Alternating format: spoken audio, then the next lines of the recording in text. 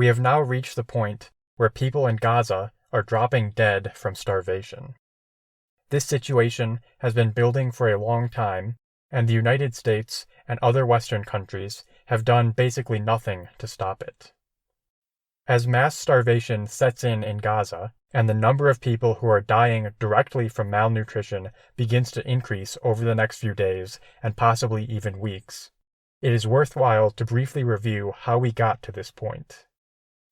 The starvation we are now witnessing is part of a long-term, intentional effort by the Israeli government to deprive the people of Gaza of food, and by doing so, to eliminate them slowly through attrition. In the immediate aftermath of Hamas's attack on Israel on October 7th, Israel's Minister of Defense declared a total siege of Gaza and stated that no electricity, food, or water would be allowed in. This decision was clearly not a legitimate military action, but an attack on the civilian population of Gaza.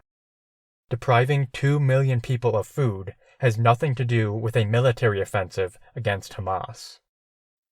After about 2 weeks of Israel allowing no aid to enter, Israel was pressured to let in some aid, and a minimal number of trucks began to enter. Before the war, around 600 trucks entered daily. Now the average was closer to 50. Over the next few weeks and months, Israel heavily restricted the amount of food that was allowed into Gaza.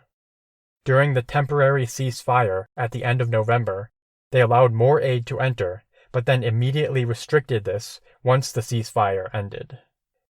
It eventually became clear that Israel's policy was to intentionally limit the amount of food that was let into Gaza. They accomplished this largely by creating arbitrary obstacles, restrictions, and requirements, which they used to deny the entry of aid into Gaza. Humanitarian organizations have widely reported about these restrictions and how Israel has intentionally prevented them from delivering aid.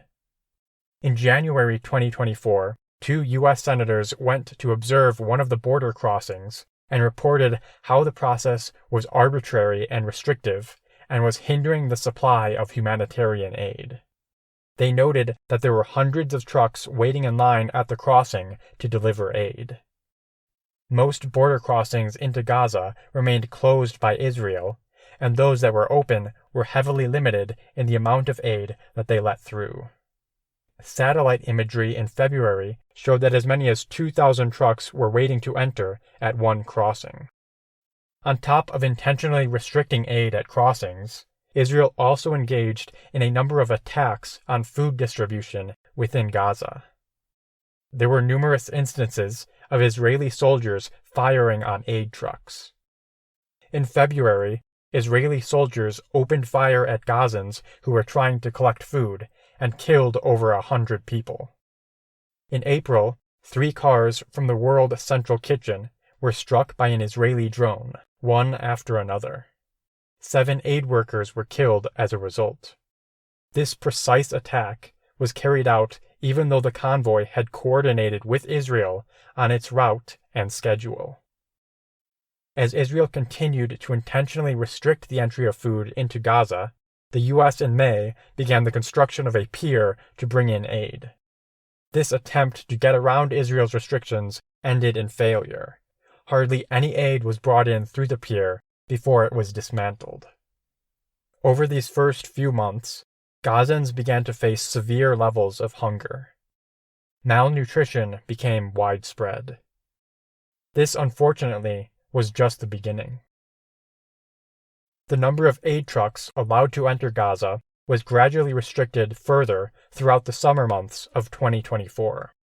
By October, it had reached its lowest level in a year. An average of less than about 50 trucks were let in per day. In response to this, the Biden administration demanded that Israel increase the amount of aid let in, and gave them a deadline of 30 days. They demanded that Israel allow in a minimum of 350 trucks per day. In response, Israel did increase the number of trucks allowed through crossings, but only by a small amount. This was an important moment. It established quite clearly that Israel was limiting aid, that it had the ability to increase the amount of aid let in, but that it was only willing to increase aid by a small amount. It also demonstrated that the Biden administration would not actually do anything to make Israel let in more aid. The U.S. would not actually put pressure on Israel. The supply of aid continued to remain low over the next few months until the ceasefire of January 2025. In the days leading up to the ceasefire, Israel heavily restricted aid, but with the beginning of the ceasefire on January 19th, they were required, according to the terms of the ceasefire, to greatly expand the amount of aid let in. During the ceasefire, as many as 600 trucks were allowed in on some days. This once again clearly confirmed that Israel could have been letting in more aid, but had chosen not to. For most of February, a larger quantity of aid was let in. This came to an abrupt end on March 2nd, when Israel announced that it was cutting off the entry of all aid. The ceasefire was still in effect, but Israel decided to begin a total blockade of all humanitarian supplies. On March 18th, Israel broke the ceasefire agreement and again began conducting mass bombings of Gaza. For nearly 3 months, Israel stopped the entry of all food into Gaza. From the beginning of March, all through April, and for most of May, no food was allowed to enter. Beginning May 19th, Israel began to again allow a very limited amount of food into Gaza. However, Israel quickly worked to shift from allowing humanitarian organizations to provide aid to using their own system run by the Gaza Humanitarian Foundation. Before, when aid was distributed by humanitarian organizations, there were hundreds of distribution sites throughout Gaza. Under the new GHF system, there are now only 4. People who are starving are forced to walk miles to get any food. Hundreds of thousands of people are forced to go to a single distribution point. This creates, intentionally, massive delays and chaos. On top of this, Israeli tanks and soldiers have been firing into the masses of hungry people who are trying to get food. Dozens of people are killed daily in these massacres. Since the GHF was set up, over 1,000 people have been killed while seeking aid. Gazans now have the choice of starvation or being shot. Under these conditions, it's no surprise that we are now seeing mass starvation. People are growing weak and dying from malnutrition. Starvation is a slow process. It gradually makes people weaker and weaker. Most people who die from lack of food don't die directly from hunger, but from disease and illness, and their body's inability to fight off infections. Hunger has been a problem for Gazans throughout this conflict. Israel has subjected them to slow starvation for a year and a half. This has served to gradually weaken the population of Gaza.